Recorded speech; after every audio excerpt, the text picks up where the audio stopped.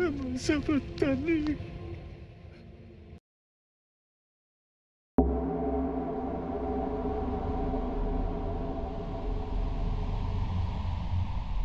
crucifixion, a hotly contested topic amongst Christians and Muslims. The mainstream Muslim narrative is that one of the 12 disciples of Jesus, Judas Iscariot, took the place of Jesus on the cross while Jesus was lifted to heaven. On the other hand, Christians believe that Jesus was placed on the cross where he died. They believe he was resurrected in his tomb and later ascended to heaven. My journey led me here. I wanted to look into what really happened to Jesus, since from both a historical and biblical point of view, it is quite clear the crucifixion did indeed take place, and it was Jesus who was put on the cross. So what happened to Jesus leading up to crucifixion? I traced his footsteps back and looked into how a humble man, a messenger of God who was born a virgin birth, was ultimately turned on by the very people he was sent by God to reform. As Jesus says in the Gospel of Matthew, I was sent only to the lost sheep of Israel. The geographic scope of Jesus' mission was confined to where the Israelites lived. He was a follower of Moses and did not change or reject the Mosaic law. The New Testament declares that Jesus came only to fulfill the law and not abolish it. From the moment Jesus started preaching, there was opposition. This opposition is what ultimately caused the crucifixion to take place. The chronology of the crucifixion, burial, and resurrection is highlighted in the Bible. On the day before the burial, Jesus eats the Last Supper with his disciples. Later that night, in the Garden of Gethsemane, when it appeared that there was no way to avoid the plans of the Jews to have him crucified, Jesus prays to God, as stated in the Gospel of Luke. He says, Father, if you are willing, take this cup from me, yet not my will, but yours be done. Then an angel from heaven appeared to him and strengthened him. This is the most important prayer offered by Jesus, and is portrayed vividly in the Gospels. It is inconceivable that this prayer of Jesus did not reach the divine throne, especially as Jesus taught his disciples the power of prayer. If you believe, you will receive whatever you ask for in prayer. That same night, Jesus is arrested and brought before the high priest. The next day, Jesus is brought before Pontius Pilate, the governor of the Roman province of Judea. Pilate eventually gives in to the demand of the Jews and allows Jesus to be crucified as a riot begins to develop. However, Pilate then asks for a bowl of water. He washes his hand before the crowd and exclaims, I am innocent of the blood of this man. The responsibility is yours. In the New Testament, there is testimony that Pilate believed Jesus to be innocent and does not want him executed at all. One of the influences was a dream Pilate's wife had convincing her of Jesus' innocence. The message she passes on to Pilate is, leave that innocent man alone. According to the Gospel of Mark, at around 9 a.m., Jesus is put on the cross. The Gospel of Matthew says he is removed from the cross at around 3 p.m. the very same day, having been on the cross now for a total of 6 hours. On the cross, there are 2 thieves alongside Jesus, both of whom have their legs broken by the soldiers. The Gospel of John says, But when they came to Jesus and saw that he was already dead, they did not break his legs. Instead, one of the soldiers pierced his side with a spear, and immediately blood and water flowed out. What always intrigued me about this verse is the statement, blood and water gushing forth. The coagulation of blood, livor mortis, starts 20 to 30 minutes after death. Simply put, blood does not squirt or gush out. When the news of the supposed death of Jesus reaches Pilate, he was surprised to hear that he was already dead. Summoning the centurion, he asked him if Jesus had already died. Pilate's testimony is extremely revealing. Here is a man who is likely the most knowledgeable regarding the punishment of crucifixion, and he is shocked to hear that Jesus died in such a short amount of time.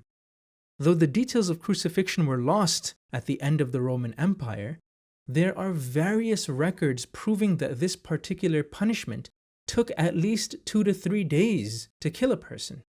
The New Bible Dictionary also concludes, based on the historical facts of crucifixion, that death by this method was usually quite protracted, rarely supervening before 36 hours, and on occasion taking as long as 9 days. Furthermore, in the 1st century AD, historian Flavius Josephus describes survivors of crucifixions. The writer Plutarch mentions some individuals surviving up to 10 days on the cross. And analysis of the Gospels clearly reveals Pilate was interested in saving Jesus' life while trying to maintain official execution procedure as mandated by Roman law. 3 key points may be noted here. 1. Pilate set the crucifixion just before the Sabbath, as Jewish law prohibits specifically bodies to hang on the cross by the start of the Sabbath. Death was unlikely in 6 hours. 2. When the time came to remove Jesus on the cross, the Jews asked Pilate to break the legs of Jesus. As mentioned earlier, the centurions acting on Pilate's command did not break the legs of Jesus. It was because he had taken these precautionary measures that Pilate was surprised when he was told that Jesus was dead already. 3. Roman protocol was that the body would lie on crucifixion grounds and be subject to the elements and animals. However, Pilate allowed something quite unusual to take place. Instead of giving Jesus' body to his enemies, Pilate gave the body to his friends. According to the Gospel of John, just before sunset, Joseph of Arimathea, who was a disciple of Jesus, but secretly because he feared the Jews, asked Pilate to let him remove the body of Jesus, and Pilate gave him permission. So Joseph came and removed his body. Nicodemus, who had previously come to Jesus at night, also brought a mixture of myrrh and aloes, about 75 pounds. So they took the body of Jesus and wrapped it in linen cloth with the spices, according to the Jewish burial custom. Myrrh and aloe are ancient healing agents. They have proven to even heal ulcers in people, and interestingly enough, the Gospel of John states that anointing a body with myrrh and aloe is also a Jewish burial custom, even though it isn't, and never was. So, why was Jesus' body rubbed with healing ointments if he was dead? Consider the sign of Jonah mentioned in the Gospel of Matthew. Prior to the crucifixion, some scribes and Pharisees asked Jesus for proof that he was indeed the Messiah. "Teacher, we want to see a sign from you." Jesus replies, "A wicked and adulterous generation demands a sign, but none will be given it except the sign of the prophet Jonah. For as Jonah was 3 days and 3 nights in the belly of the great fish, so the Son of Man will be 3 days and 3 nights in the heart of the earth." According to biblical tradition, Prophet Jonah never died in the belly of the fish. So could the same be said for Jesus? A 200-year-old hypothesis that is still the subject of debate to this day is the swoon theory, the belief that Jesus did not die on the cross, but merely fell unconscious, that he swooned. The origins of this hypothesis begin with Karl Friedrich Barth, who in 1780 wrote that Jesus deliberately feigned his death using drugs provided by the physician Luke to appear as a spiritual Messiah and to get Israel to abandon the idea of a political Messiah. A second rationalist theologian, Heinrich Paulus, wrote in 1802 that he believed Jesus had fallen into a temporary coma and somehow revived without help in the tomb. However, both theories do not go into detail about how Jesus survived and what happened to him post-crucifixion. It would not be until 1899 that Mirza Ghulam Ahmad, the founder of the Ahmadiyya movement in Islam, who claimed to have been divinely appointed as the promised Messiah and the metaphorical second coming of Jesus, stated that Jesus was saved from death upon the cross, unconscious from the trauma. He was revived in the tomb by use of the ointment of Jesus, which was applied by Joseph of Arimathea and Nicodemus. This ointment helped Jesus recover. Following this, God revealed to him that Jesus migrated eastwards towards India in order to preach to the lost tribes of Israel. From the high day Sabbath up until the weekly Sabbath, Jesus was in the tomb. It wasn't until Sunday that his tomb was found empty, and there are various contradictory points in the Bible on what happened after Jesus was taken down from the cross. When the missing body is discovered, there are more contradictory accounts. It is widely believed that the aforementioned account from Mark chapter 16 verses 9 to 20 is a much later insertion which is not found in the earlier manuscripts of the New Testament Gospels. However, the later edition asserts that Jesus appeared to the 11 disciples, telling them to preach to the whole world. Conversely, in Matthew, the 11 disciples went to the mountain which Jesus had designated in Galilee. When they saw him there, they worshipped him, but some were doubtful. Jesus then told his disciples to preach, "Go therefore and make disciples of all the nations." In Luke, the disciples were startled and thought that they were seeing a spirit. He said to them, "Why are you troubled? And why do doubts arise in your hearts? See my hands and my feet, that it is I myself. Touch me and see, for a spirit does not have flesh and bones as you see that I have." He shows them his hands and feet and asks, "Have you anything here to eat?" They then give him a piece of fish which he takes and eats right in front of them. But according to John, in the evening on the same day, Jesus meets his disciples behind closed doors for fear of the Jews, and he shows them his hands, feet, and his sides. According to Matthew, Mark, and Luke, Jesus makes this appearance to all 11 surviving disciples. Paul's version mentions the presence of all 12 apostles, although Judas had long since died. Contrary to all this, John's story places only 10 disciples at the scene, Thomas being absent. Strangely, Paul never mentions the physical bodily resurrection of Jesus. He also does not mention the empty tomb, the appearances to the disciples, or the ascension of Jesus into heaven.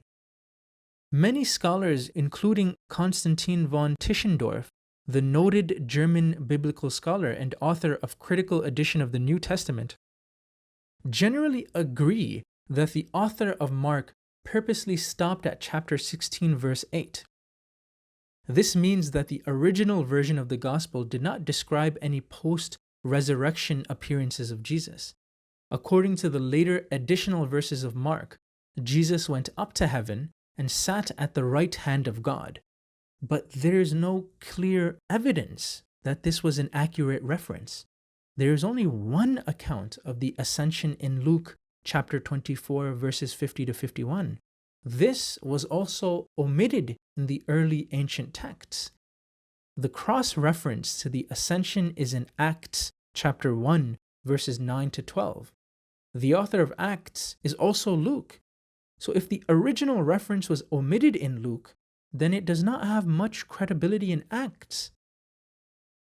Because of all these conflicting accounts and contradictions, the resurrection narratives would be deemed unreliable and a cause for real concern.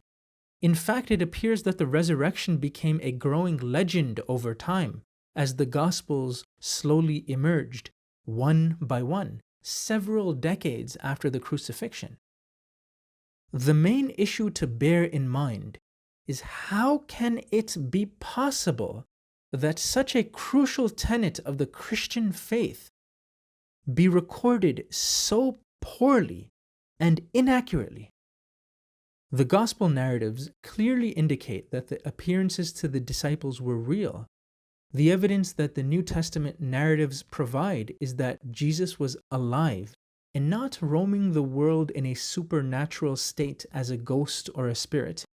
He had all the faculties of a living human being, expressing the need to physically eat and drink, and his followers could touch his physical body. He was disguising himself and was hiding out of fear of persecution. Yet he was mindful of his incomplete mission and continued to guide his disciples while in hiding. All of these facts indicate that he was not God. For argument's sake, even if he was, then why would there be a need for God to be incarnated and resurrected? It is very likely that the idea of the physical resurrection was borrowed from the idea of gods being expected to raise people bodily from the dead. Associating this idea with Jesus would have been a very easy mistake to make at the time.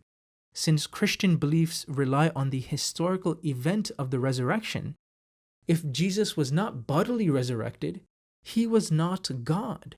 He did not redeem mankind. As Paul says, "If Christ is not risen, your faith is futile. You are still in your sins." The fact remains that God saved Jesus from dying as a result of the most extreme, shameful form of punishment, crucifixion. Cursed is everyone that hangeth on a tree. Jesus has been a dominant figure in history for over the last 2,000 years. But evidence continues to come to light to prove that Jesus did not die on the cross, he was not resurrected, and he did not ascend to heaven.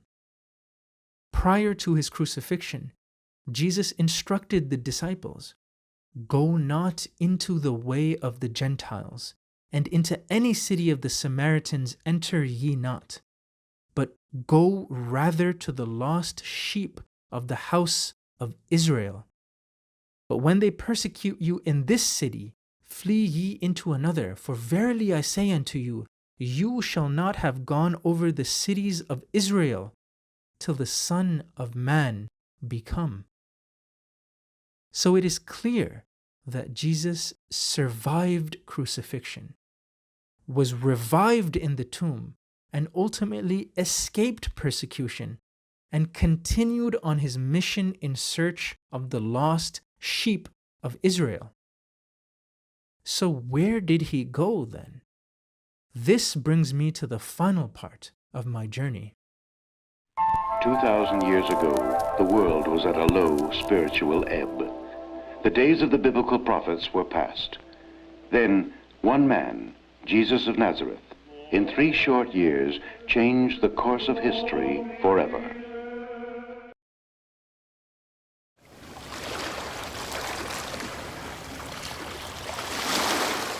وجعلنا ابن مريم وأمه آية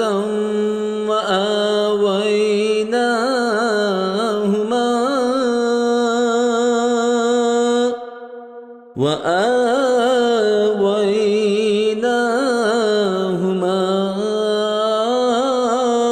إلى ربوة ذات قرار